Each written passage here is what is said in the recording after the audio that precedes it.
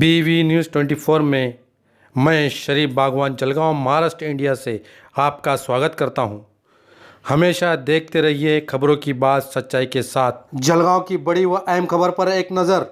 आज इकरा campus सिरसोली road में 350 quarantine मरीजों की व्यवस्था की जाएगी।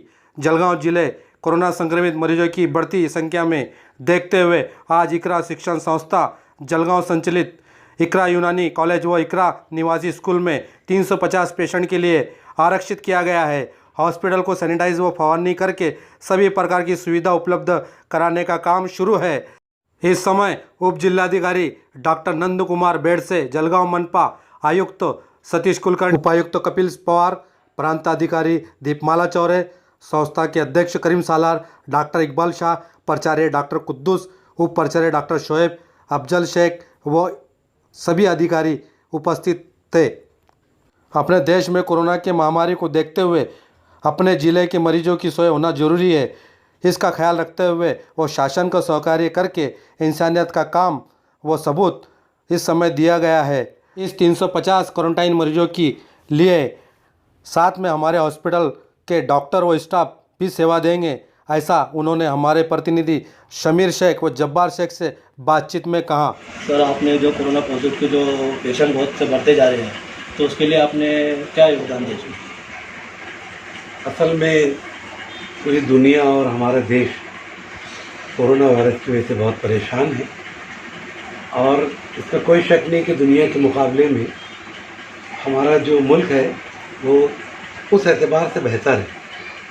उसकी बहुत सारी वजूहत है जो अभी मैं आपको तफसील से नहीं बता सकता, लेकिन जो लॉकडाउन यहाँ पर पंतप्रधान जी ने किया है उसमें बहुत बड़ा योगदान उनका है। तकलीफ़ हो रही है, प्लानिंग से नहीं हुआ, लोगों के मज़दूरों की तकलीफ़ हो रही है, धीरे धीरे उसको दूर भी करने की कोशिश हो रही है, लेकिन लॉकडाउन उसकी चेन तोड़ने का एक तरीका है और उसी की वजह से हम काफ़ी हद तक बचे हुए हैं। फिर भी लोग बहुत सारे ऐसे हैं जो इसको हल्के में लेते हैं, समझते नहीं हैं। इलिटरेसी है, चाहे वो जमात के हो चाहे वो और समाज के हो, इसमें कोई धर्म और उसकी बात नहीं है। आम हिंदुस्तानी सादा है और सीधा साधा भोला भाला होने से उसकी जो तहजीब है, लोगों से खुल के मिलना, लोगों से अच्छी बात करना, मोहब्बत से पेश आना, तो फिर उसके साथ ये प्रॉब्लम भी लग जाते हैं। जानबूझ के कोई ना अपने आप को हिलाकत में डालता है ना दूसरों को हिलाकत में डालने की बात करता है। उसका जो सियासी बाजीगरी की गई है तो वो नहीं होनी चाहिए।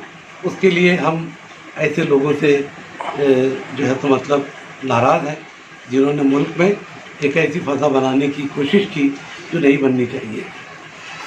रहा सवाल हमारे ज़िले में, हमारी रियासत में सब कोशिशें जारी है, लेकिन इन कोशिशों के बावजूद भी हम देख रहे हैं कि हर तरह के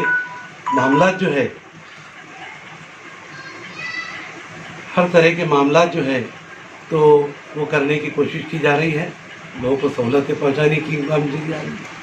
नहीं, इस ताल्लुक से ये आपने सरकार से मांग की थी या फिर सरकार ने आपको इसके बारे में कुछ होकर ऐसा कुछ बात? इससे पहले भी एक्चुअली हुकूमत अपनी प्लानिंग करती है, यहाँ की जगह नाकाफ़ी है, इसलिए वो अलग अलग जगहों पर जाकर मुस्तकबिल में खुदा न खास्ता अगर ये मरीज़ बढ़ते हैं तो कहाँ रखा जाएगा। तो इसका खर्चा कौन उठाने वाला है? ये जो गवर्नमेंट उठाएगी, क्वारंटाइन करने के लिए है। अच्छा, लोगों को अकेले में रहने के लिए।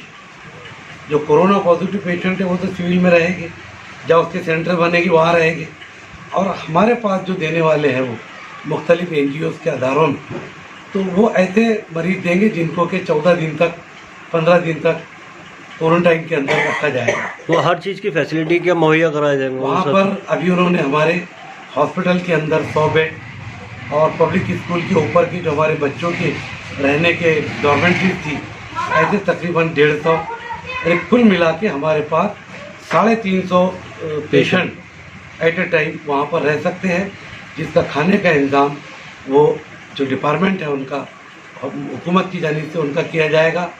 वहाँ पर उनको डॉक्टर दिए जाएंगे। उसके साथ मज़ीद हमारी हॉस्पिटल की जो डॉक्टर नर्सेस हैं, वार्ड बॉयज़ हैं, वो भी उनकी मदद के लिए वहाँ पर रहेंगे।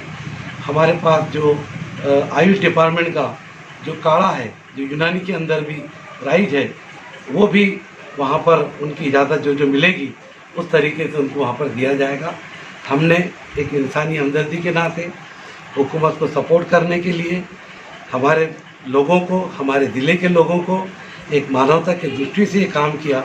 हमने कोई उपकार नहीं किया, ये हमारा अखलाकी फ़र्ज़ है, हर किसी का होना चाहिए और इस समय हमने सब मिलकर कोरोना का मुकाबला करना चाहिए। यही पैगाम इसके ज़रिए से हमने देने की कोशिश की। अच्छा सर, अभी मैं ये कहूँगा कि सभी समाज के लोगों को कोरोना के बारे में आप क्या सुझाव देंगे?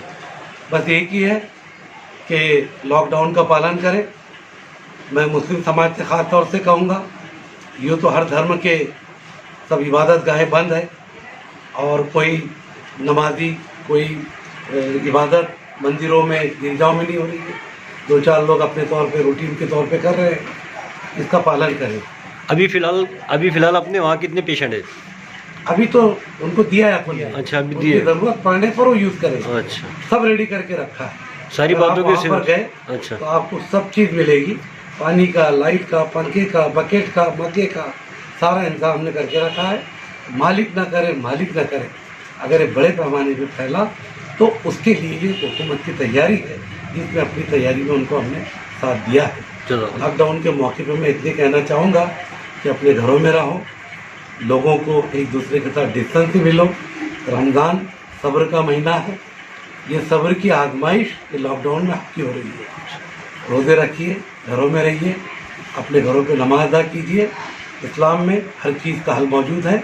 हमारे बुज़ुर्गों ने, हमारे मुफ्तियान ने, हमारे हुजूर अक़दस सल्लल्लाहु अलैहि वसल्लम ने जो अहकाम दिए हैं उसका पूरा पालन करो, यही मैं पैगाम देना चाहूँ। बेशक।